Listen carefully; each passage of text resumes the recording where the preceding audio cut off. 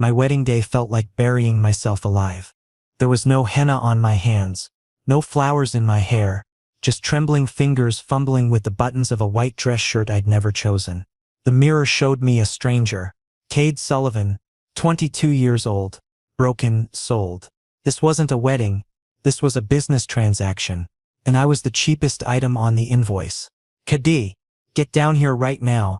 Mom's voice sliced through the silence from downstairs, sharp and eager. Her tone carried that specific excitement that only comes from seeing dollar signs. The Huxley family just pulled up, Thorne Huxley, a name that had stolen my entire life in one clean stroke. Self-made billionaire by 30. Ice-cold reputation. Ruthless in every business dealing. And now somehow my legal husband. I stared at my reflection. Hazel eyes that held no hope anymore. Just the terrible truth that I'd been auctioned off like livestock. My father's gambling debts had finally caught up with us, and instead of facing bankruptcy like a man, he'd sold his son. No discussion. No choice, just papers signed in back rooms while I slept. Unaware that my future was being traded away. I can't do this, I whispered to my reflection, voice cracking on the last word. But my voice just dissolved into the empty bedroom walls. There was nobody to hear me.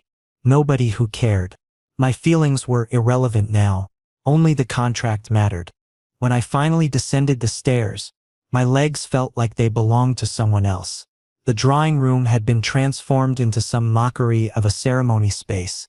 White flowers everywhere, probably expensive ones, all paid for with money that had my name attached as collateral. And there he stood, Thorne Huxley. He wore a navy blue suit that probably cost more than my entire education. Sharp cheekbones. Stormy gray eyes that looked right through everything like polished glass. 6 feet of pure intimidation. And completely, utterly disinterested in the proceedings. He wasn't even looking at me. His attention was fixed on the window, watching traffic pass by as if this whole event was beneath his notice. My father grabbed my shoulder too tight, possessive, and shoved me forward like I was merchandise on display. This is Kay. Your husband. Thorne finally turned his head. One glance. Maybe 2 seconds total. Then his gaze shifted to the documents laid out on the mahogany table, already losing interest. I assume you've read the terms. His voice was so cold it could frost glass. This is strictly a 2-year contract marriage. You'll reside in my penthouse. Adhere to my schedule, main public appearances when required. After 2 years, annulment. You leave with nothing. Crystal clear? My stomach twisted violently. I'd been holding onto this tiny, pathetic hope that maybe he was being forced into this too. That maybe we'd be 2 prisoners in the same cage, at least understanding each other's pain. But no. This was just another business deal for him. Emotionless. Transactional. I was a line item in his portfolio. Crystal clear, I managed to say, fighting to keep my voice steady. He slid the contract papers across the table toward me. Black pen already uncapped. Cold signatures awaiting mine. My hand shook as I picked up the pen. The weight of it felt enormous, like signing away my soul. My father stood behind me, breathing down my neck, making sure I went through with it. My mother was somewhere in the background, probably already calculating how she'd spend the money. I signed, one stroke after another. My name looked foreign on the page. Thorne signed without hesitation, his signature sharp and efficient. Then he checked his watch. Actually checked his watch, like he had somewhere better to be, and looked at the lawyer who'd been standing silently in the corner. The transfer should be complete within the hour, Thorne said. Not to me, to the lawyer. I wasn't even worth direct communication. I'll have my driver bring him to the penthouse this evening. 6 o'clock sharp. I spoke up before I could stop myself. I have a name. Thorne's eyes cut to me for the 3rd time that day. This look lasted longer. Maybe 5 full seconds. There was something in his expression I couldn't quite read. Annoyance maybe, or surprise that I'd dared to speak. 6 o'clock Cade, he corrected, my name sounding clinical in his mouth. Don't be late. Then he was gone. Just walked out of my parents' house without another word, without any ceremony, like he'd just finished a routine meeting. The door closed behind him with a soft click that somehow sounded final. I stood there in my white shirt and dress pants, legally married, feeling more alone than I'd ever felt in my life. Well, my father said, clapping his hands together with false cheer. That went smoothly. You should go pack your things, son. New life waiting for you. New life. He said it like this was some kind of opportunity, some gift he'd given me. Not like he'd just sold me to clear his own mistakes. I climbed back up the stairs to my childhood bedroom and pulled out the only suitcase I owned. What do you pack when you're moving into a stranger's home? When that stranger is now your husband but looks at you like you're an inconvenience? I grabbed clothes, toiletries, a few books, the photograph of my grandmother, the only family member who'd ever really loved me, went into the side pocket. Everything I owned fit into one bag. Everything I was had been reduced to this. At exactly 6 o'clock, a black car pulled up outside. Professional driver in uniform. He took my suitcase without a word and held the door open. I looked back at the house one last time. My mother waved from the window, cheerful, relieved. My father had already disappeared, probably to the casino to make more debts with his newfound money. The drive across the city felt surreal. We moved from my modest neighborhood to the financial district, buildings getting taller and more imposing with every mile. Finally, we pulled up to a residential tower that scraped the sky, all glass and steel and wealth. The penthouse elevator required a keycard. The hallway on the top floor had exactly one door. I stood outside that door for a full minute, suitcase at my feet, trying to gather courage I didn't have. This was it. My new prison. My new life. I knocked. Thorne opened the door, still wearing his suit pants and white dress shirt, tie loosened now. Looking slightly more human but no less intimidating. You're punctual, he observed. Good. Bring your bag inside. I stepped over the threshold and the door closed behind me with that same final sounding click. My wedding day. The day I stopped belonging to myself and started belonging to a contract. The day I became Thorne Huxley's husband in name, his possession in practice, and absolutely nothing to him in reality. But I didn't know yet. Couldn't have known that this man who treated me like a business arrangement would eventually become the only person who made me feel truly, desperately, completely alive. Thorne's penthouse looked like it belonged in an architecture magazine. Not real life. Everything was minimalist, expensive, and completely devoid of personality. White walls, modern furniture with clean lines, abstract art that probably cost more than a car. Floor-to-ceiling windows overlooking the city. Beautiful. Empty. Like a showroom nobody actually lived in. Guest bedroom is down that hall, Thorne said, already walking toward what I assumed was his office. You can… Actually, he stopped mid-sentence, turning back to face me. No. That won't work. I stood there clutching my suitcase handle, confused. What won't work? You staying in the guest room? He crossed his arms, thinking. My housekeeper comes 3 times a week. She's observant. If she sees separate bedrooms, she'll talk. Staff always talk. My pulse jumped. So where do you want me to? The master suites. With me. The words hung in the air between us like a challenge. But you said this was just an arrangement. I managed to say, my voice coming out smaller than I wanted. You said, it is just an arrangement. Thorne interrupted, his tone sharp with barely concealed irritation. But appearances matter. My household staff doesn't need to know the details of our agreement. Neither does the media if they somehow get wind of this. So you'll share my bedroom. We'll maintain the illusion. Understood? I tightened my grip on my suitcase. And at night do we… Relax, Sullivan. He cut me off again. And I hated how he used my last name like we were business associates. I have zero interest in you that way. The room has a couch. You'll sleep there. I'll take the bed. Simple division of space. Nothing about this was simple. He led me down a hallway to double doors that opened into the master suite. The bedroom was massive, bigger than my entire childhood bedroom had been.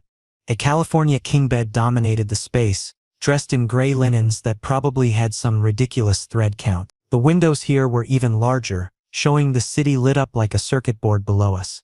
And yes, in the corner there was a leather couch. My new bed for the next 2 years. Bathrooms through there, Thorne pointed. Closet space on the left side is yours. Stay out of my things on the right. I wake at 5:30, so try to be quiet in the mornings. Anything else? I asked, unable to keep the bitterness completely out of my voice. He studied me for a moment, like he was cataloging a new acquisition. Yes. Starting tomorrow, Here's how this works. You wake at 5:30, same as me. Breakfast prepared by 7 o'clock sharp. You'll accompany me to any social events where a spouse is expected, charity galas, business dinners, things like that. When we're home, stay out of my way. Don't touch my belongings. Don't ask personal questions. Keep your head down and we'll get through these 2 years with minimal friction. Clear? Something inside me snapped. Maybe it was the exhaustion. Maybe it was the humiliation of the entire day finally catching up. But I heard myself say, I'm not your employee. The temperature in the room seemed to drop 10 degrees. Thorn closed his laptop with deliberate slowness, turned to face me fully. His gray eyes went sharp and dangerous. No, he said quietly, each word precisely enunciated. You're not an employee. You're my contract husband. And the money that secured this contract? Your family has already spent it. On what? I don't particularly care, but that money is gone. Which means you're here. Which means you'll follow my rules. Unless you'd prefer your parents end up on the street. Is that what you want? Rage and humiliation burned through my chest. But what could I say? He was right. I was trapped. My family had made sure of that. No, I whispered. That's not what I want. Then we understand each other. He turned back to his laptop. You can unpack. I have work to finish. I was dismissed. I took my suitcase to the closet, found the empty left side he'd mentioned, and hung up my modest wardrobe next to his rows of expensive suits. The contrast was almost funny. Almost. That first night, I made up the leather couch with a blanket I found in the closet. The leather was cold and uncomfortable, not meant for sleeping. Thorn worked on his laptop in bed, the blue screen light casting his features in harsh relief. The silence between us felt thick enough to choke on. I lay there staring at the ceiling, listening to the soft clicking of his keyboard, wondering how I'd ended up here. 24 hours ago, I'd been in my own bed, unaware my life was about to be sold. Now I was sleeping on a couch in a stranger's bedroom, legally bound to him for 2 years, expected to play the role of devoted husband while being treated like an inconvenience. Eventually, Thorn turned off the laptop. The room went dark except for the city lights filtering through the windows. Good night, he said. Not warm, just acknowledgement that the day was ending. I didn't respond. I couldn't. Sleep didn't come easy that night. The next morning, my phone alarm went off at 5:15. I'd set it earlier than required, not wanting to risk being late.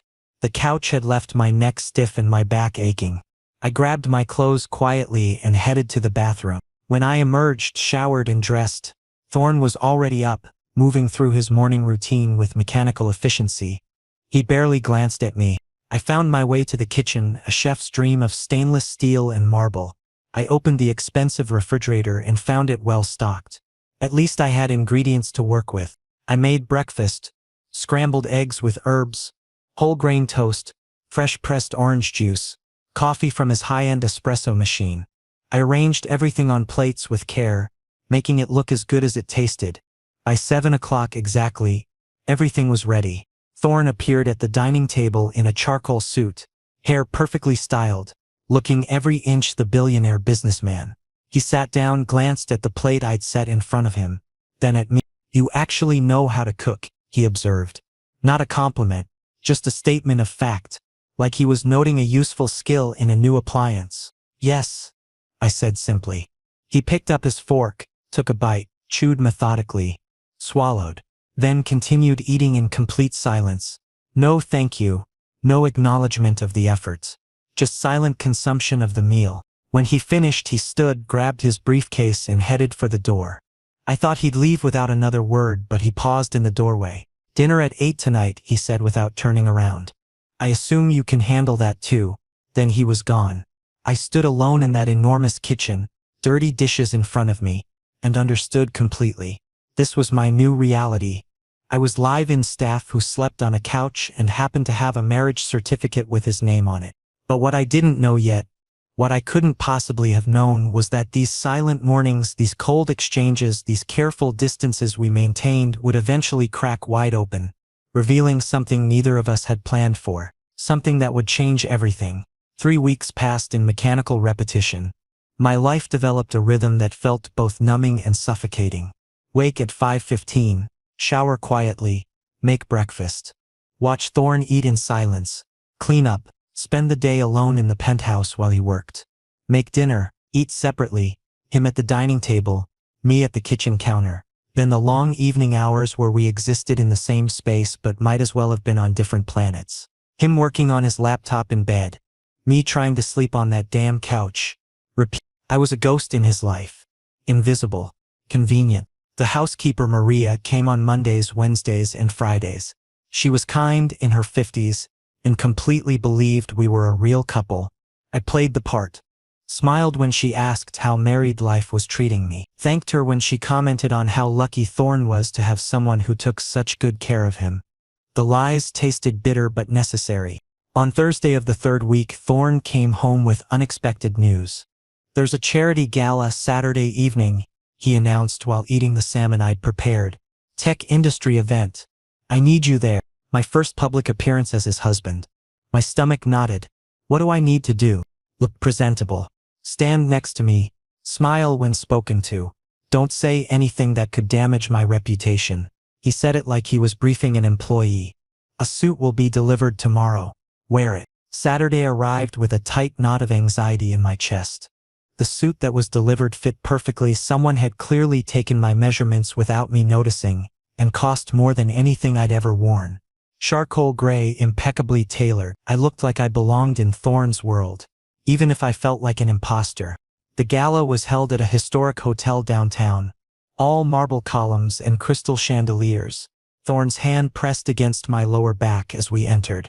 The first time he'd deliberately touched me since that handshake at our wedding.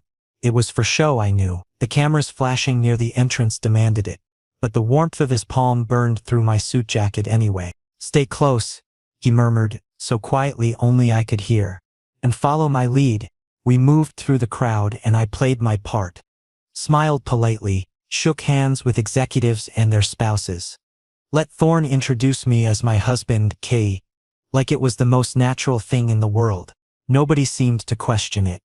Why would they? We looked apart. Perfect couple, perfect lie. But then an older businessman cornered us. Drinks in hand, friendly smile that didn't reach his eyes. Thorn, didn't expect to see you here with company. Last I heard, you were married to your work. His gaze slid to me with barely concealed curiosity. Where'd you find this one? The words stung. This one? Like I was a purchase. We met through family. Thorn responded smoothly, his hand moving from my back to my shoulder. Possessive. Sometimes the best connections are the ones closest to home. How convenient, the man said, his tone suggesting he didn't believe a word. Well, congratulations. Let's hope it lasts longer than most arrangements these days. After he walked away, I felt Thorn's hand tighten briefly on my shoulder. Ignore him. Robert's always been an ass. Does everyone think this is fake? I asked quietly. Thorn guided me toward a quieter corner. Does it matter what they think? I suppose not. We know the truth. Something flickered in his expression there and gone so quickly I almost missed it. Yes, we know the truth. The rest of the evening passed in a blur. By the time we returned to the penthouse, it was nearly midnight. I was exhausted from maintaining the perfect smile, from pretending to be something I wasn't. Thorn loosened his tie as soon as we walked through the door, that mask of the perfect businessman finally cracking slightly. You did well tonight. I stopped in the middle of taking off my jacket. Did I? Yes. You played the part convincingly. Several people asked me how long we'd been together. I told them 6 months. Keep that story straight if anyone asks you directly. 6 months? Another layer to the lie. Got it. I headed toward the bedroom, ready to change out of this costume and try to sleep on my terrible couch. But exhaustion had worn down my usual caution. As I was hanging up the expensive suit, I heard myself say, "Can I ask you something?" Thorn looked up from where he was checking his phone. What? Why did you agree to this? The marriage. You clearly don't need a spouse. You don't want one. So why? He was quiet for so long I thought he wouldn't answer. Then, tax benefits, business optics. My board was pressuring me about stability and commitment. A marriage certificate solved multiple problems efficiently. So I'm a solution to your problems, essentially. He met my eyes directly.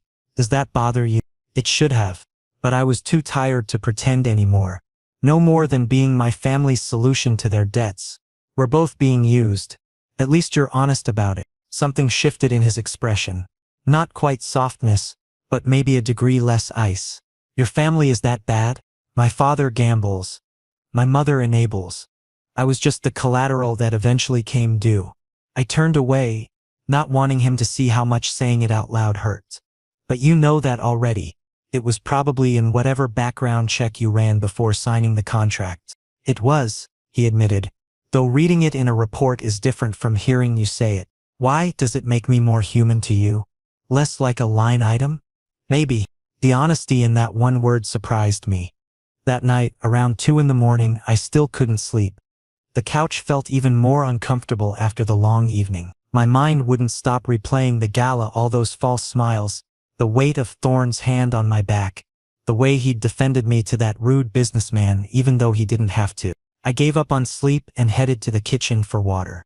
Thorne was already there, wearing sweatpants and a plain t-shirt I'd never seen him in before. He looked different like this. Younger, more human, less like the ice-cold businessman and more like just a person. Can't sleep either? He asked. The couch isn't exactly comfortable. He leaned against the counter, studying me in the dim light from the under-cabinet LEDs. How long have you been waking up multiple times each night? How did you? I stopped. You've noticed? I'm a light sleeper. You shift around constantly. Sometimes you talk in your sleep. Embarrassment heated my face.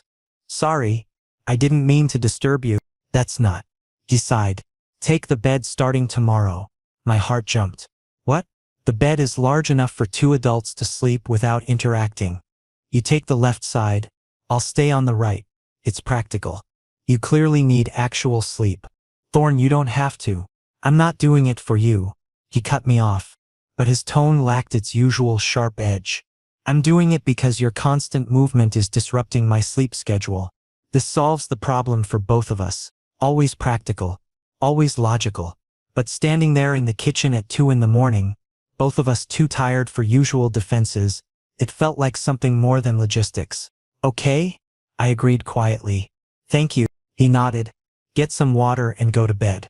Tomorrow we're sharing space, not pretending one of us doesn't exist. As I filled my glass, I caught his reflection in the window. He was watching me with an expression I'd never seen before. Not cold, not dismissive, just considering. Like maybe he was finally seeing me as an actual person instead of an arrangement. Small crack in the ice, barely visible, but there, and I found myself wondering what would happen if those cracks kept spreading. 3 months had passed since I'd moved into Thorne's penthouse, and something fundamental had shifted. He was different now. The cold, distant businessman, who'd barely acknowledged my existence, had been slowly replaced by someone who actually seemed to notice I was there. Morning routines that used to be silent now included actual conversation. Small things really. Did you sleep okay? Or this coffee is perfect, thanks. Or I have meetings until 8 tonight, but they meant the world to my touch-starved heart. I'd started to feel less like furniture and more like a person he shared space with. Thursday morning started normally enough. I woke before my alarm, made breakfast, set everything on the table at exactly 7 o'clock like clockwork. But when I turned to grab the coffee pot, the room tilted unexpectedly. I grabbed the counter to steady myself, my vision swimming. Something was very wrong. Had breakfast ready? Thorne called from the dining room, right on schedule. I forced myself to walk to the doorway, but my legs felt like they were made of rubber. The fever hit me all at once. Burning skin, body aching, weakness flooding through every limb. I'm really sorry, I managed to say, leaning heavily against the doorframe. Today I can't. Thorne looked up from his phone and his expression changed instantly. He was on his feet and crossing to me in 3 long strides. You're burning up, he said, pressing the back of his hand to my forehead. His touch was gentle, concerned, so different from the cold distance I'd grown used to. How long have you sick? Just woke up like this, I whispered. Speaking took effort. Bedroom. Right now. His tone left no room for argument. But you have that merger meeting at 9. Forget the meeting. He was already guiding me down the hall, his hand on my arm steadying me. Move. Carefully. He practically carried me to the bed and pulled the covers up to my chin. tucking them around me with surprising care. Then he grabbed his keys and headed for the door. "Where are you going?" I asked weakly. "Pharmacy. Don't move." He was back in less than 20 minutes, arms full of a pharmacy bag, medicine boxes, sports drinks, and bottled water. He'd gone himself, not sent someone, not called for delivery. He'd actually left the building and gotten these things personally. "You went yourself?" The surprise must have shown on my face. "Of course I did," he said matter-of-factly, like it was the most obvious thing in the world. "Here, take these." He handed me fever medication and a bottle of water, watching carefully to make sure I swallowed the pills. Then he grabbed his phone and started typing rapidly. "What are you doing?" I asked. "Canceling my day. I'm staying here." "Thorn, you can't cancel everything for. Nothing matters more than making sure you don't get worse," he interrupted firmly. "So stop arguing and rest." My throat tightened with emotion I couldn't quite name. This man who'd treated me like a contract obligation for 3 months was now canceling business meetings to take care of me.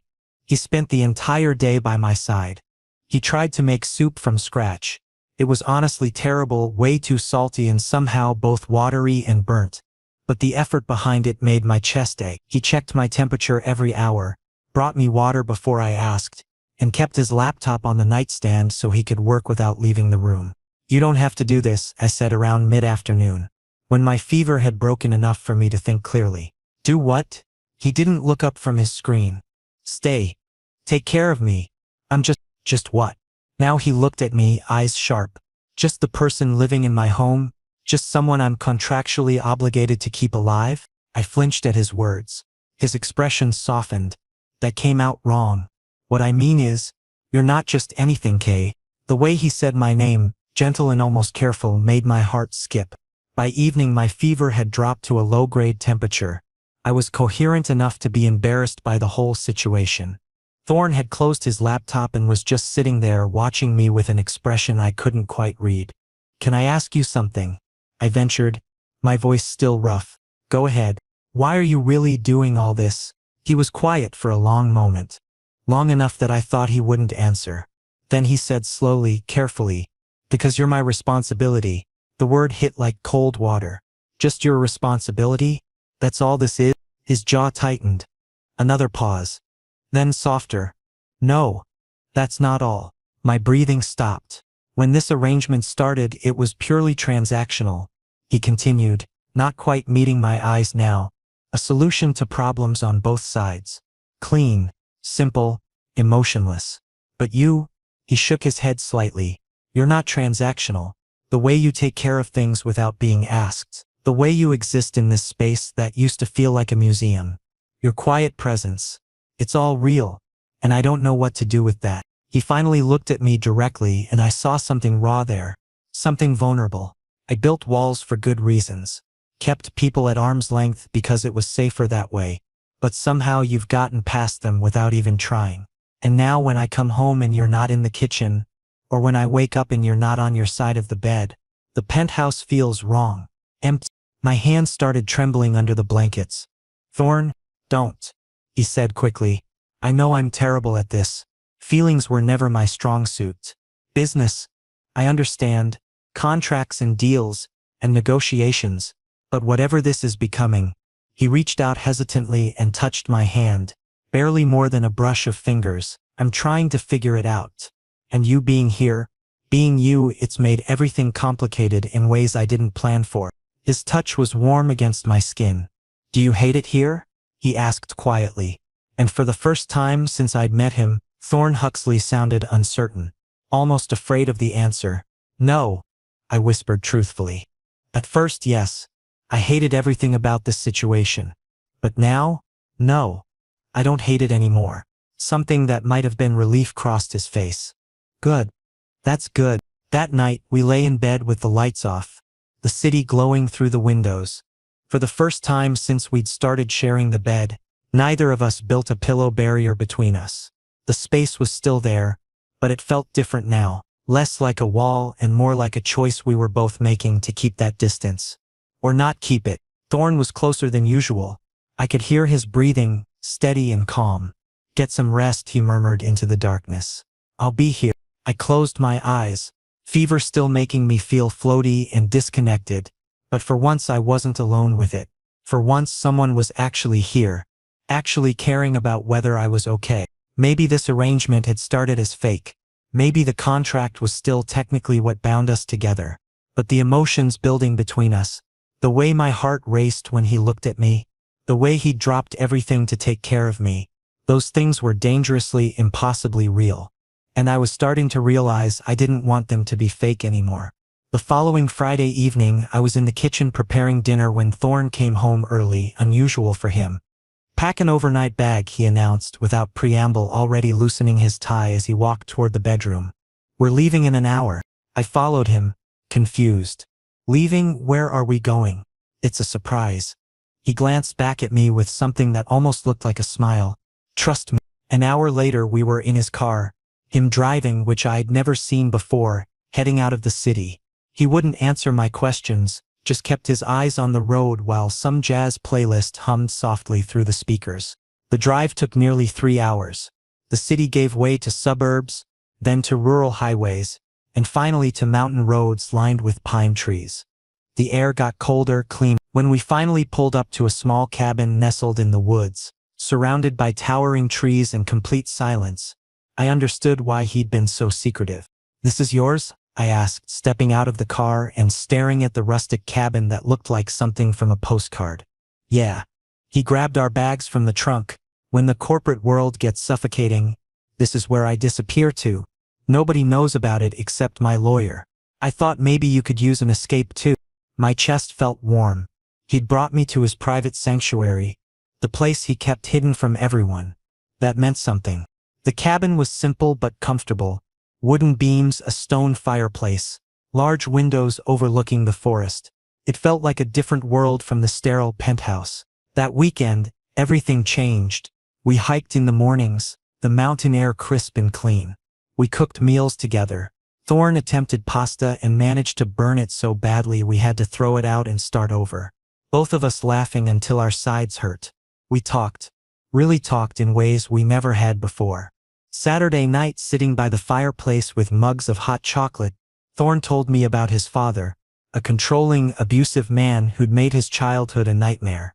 How he'd built his company from nothing just to prove he was worth more than the worthless son his father had always called him. How he'd learned to shut down emotionally, because showing feeling only gave people ammunition to hurt you. "I'm sorry you went through that," I said softly. "Nobody deserves that." "It made me who I am," he replied with a shrug. "For better or worse." "For better," I said firmly. "You survived. You succeeded despite him. That takes incredible strength." He looked at me for a long moment, firelight playing across his features. "How do you do that?" "Do what?" "See the good even in the broken pieces." Sunday morning I told him my own story. How my parents had always treated me like a burden, a disappointment. How my father's gambling addiction had escalated over the years until everything collapsed. How I'd spent my whole life feeling like I existed to serve their needs, never my own.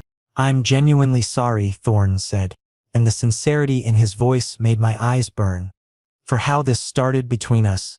For treating you like you were just an inconvenience, another obligation.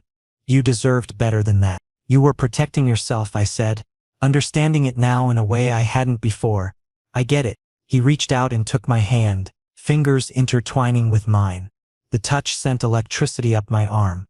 We sat there like that, hands clasped, the morning sun streaming through the windows, and I felt something click into place in my chest. I was falling for him. Completely.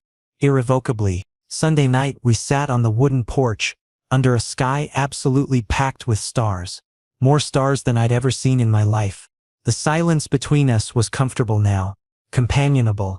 "Cade," Thorn said suddenly, his voice serious enough to make my stomach drop. "I need to tell you something." Here it comes, I thought. He's gonna say this was a mistake. We're going back to the way things were.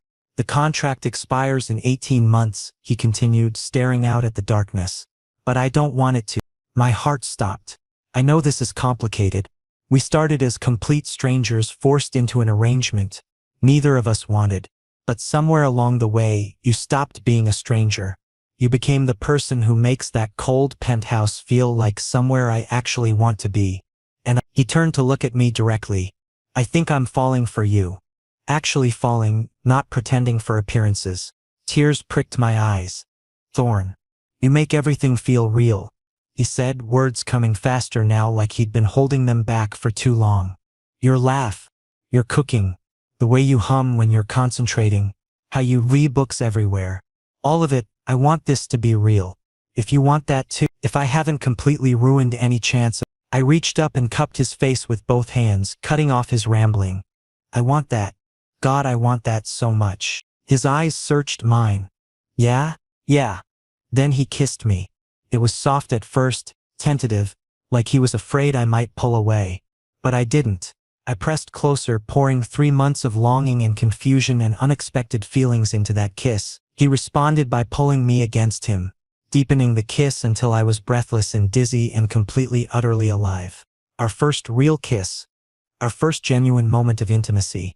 And it felt like everything I'd been missing my entire life. When we finally broke apart, both breathing hard, Thorn rested his forehead against mine. Stay with me, not because of the contract, not because of money or obligations, just stay. Always, I whispered.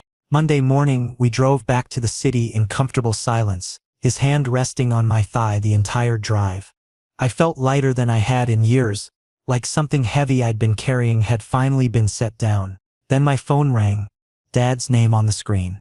I almost didn't answer, but something made me pick up. Kate, you need to end this contract immediately, my father said without preamble, his voice aggressive and demanding. My stomach dropped. What are you talking about? Thorn's business rival approached me, offered double what Thorn paid to marry you instead. Divorce Thorn. You marry this new guy next week. Papers are already drawn up. The entire world tilted. Absolutely not. I'm not doing that. You don't have a choice. Remember? You never did. This is happening whether you like it or not. I hung up on him, my hands shaking so badly I nearly dropped the phone. What's wrong? Thorn asked immediately, glancing over from the driver's seat. I told him everything, words tumbling out between gasps as panic set in. My father's call, the rival offer, the demand that I divorce him and marry someone else like I was property to be traded. Thorn pulled the car over to the shoulder and turned to me, gripping my shoulders firmly. Listen to me. You're not going anywhere. Do you hear me? I don't care what your father says or what he thinks he can force you to do. You're staying with me and we're going to fight this. Together, I promise you. But were promises enough? When my toxic family was determined to tear us apart for money, I didn't know. All I knew was that I loved him deeply, completely, terrifyingly, and I was ready to fight for that love even if it meant going to war with my own blood. My father's harassment started immediately. The calls came constantly, morning, afternoon, middle of the night, threatening messages piled up in my voicemail. You're destroying this family with your selfishness. Thorn is manipulating you. Can't you see that? This new deal is our only chance to stay afloat and you're ruining everything. But for the first time in my life I stood firm. I'm not leaving Thorn, I told my father during one particularly vicious call. This is my life. My choice. For once I get to decide what happens to me. He hung up on me with a string of curses. 3 days later, the bomb dropped. I was making breakfast when my phone exploded with notifications. Text messages from numbers I didn't recognize. Social media mentions. News alerts. My hands went numb as I opened the first link. Billionaire Thorn Huxley's marriage exposed, contract fraud or love story. The article had everything. Photos of the original contract with the dollar amounts barely blurred out. Quotes from anonymous family sources. Obviously my father detailing how I'd been sold to clear gambling debts. Speculation about whether our relationship was real or just an elaborate business scheme. The comments section was vicious. Gold digger. He married for money. Poor Thorn getting scammed. Fake marriage exposed. I felt like I was going to be sick. Thorn found me sitting on the kitchen floor, phone in my shaking hands, tears streaming down my face. He took one look at the screen and immediately pulled me against his chest. Don't read those, he said firmly. They don't know anything about us. About what's real. But your reputation, I choked out. Your company, your board, everything I've destroyed. Stop. He tilted my chin up, forcing me to look at him. My reputation means nothing compared to you. Do you understand? Nothing. Let them talk. Let them speculate. I know the truth. You know the truth. That's what matters. But it wasn't that simple. By noon, the story had gone national. Business news channels were running segments. Social media had turned us into a trending topic. Reporters were gathering outside the building. That evening, Thorne made a decision. I'm calling a press conference, he announced. Tomorrow morning. Love broadcast. Thorne. No. Yes. I'm not hiding. I'm not letting them control the narrative. We're going to tell our story. The real one. The next morning, I watched from backstage as Thorne stood at a podium in front of dozens of cameras and reporters. He looked calm, professional, completely in control. Thank you all for coming, he began. I'm aware of the stories circulating about my marriage to Katie Sullivan. And yes, I'm here to address them directly. My heart was pounding so hard I could barely breathe. It's true that my marriage began as a contractual arrangement, Thorne continued, his voice steady and clear. 2 years, specific terms, business reasons on my side. But here's what those articles don't tell you. Contracts are just paper. They expire. They end. But feelings? Those are real. Those last. He paused, looking directly into the camera. Kate is not a business transaction to me. He's not a contract or an arrangement or a publicity stunt. He's my partner, my husband, and I love him, genuinely, completely, without reservation. Tears blurred my vision as I watched him. I don't care what people think about how we started, Thorne said, his voice growing stronger. All I care about is where we are now and where we're going. And I'm choosing Kade. Openly.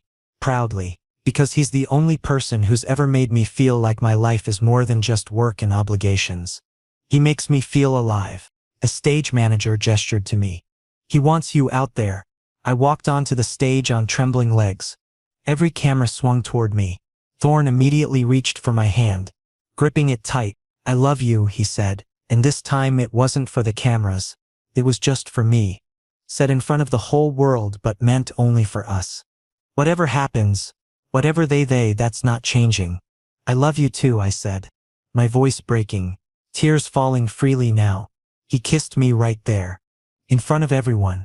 Cameras flashing, reporters shouting questions. And I didn't care. None of it mattered except this us. Together, choosing each other. The backlash was immediate and intense. But so was the support.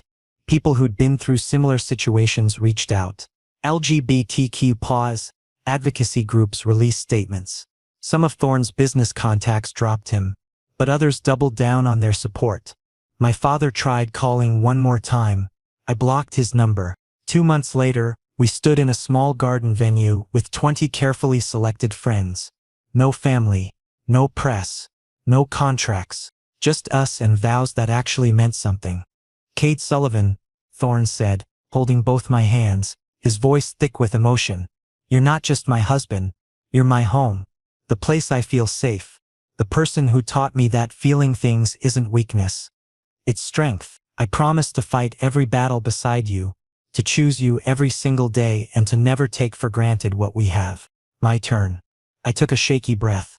Thorne Huxley, you gave me back my choice when everyone else had taken it away. You saw me when I felt invisible. You made me feel alive when I was just existing. I promise to choose you, to stand with you, to love you not because a contract says I should but because you're the best decision I've ever made. We exchanged new rings, simple platinum bands engraved with the date we'd gone to the cabin, when everything had changed. When we kissed, it felt like time stopped.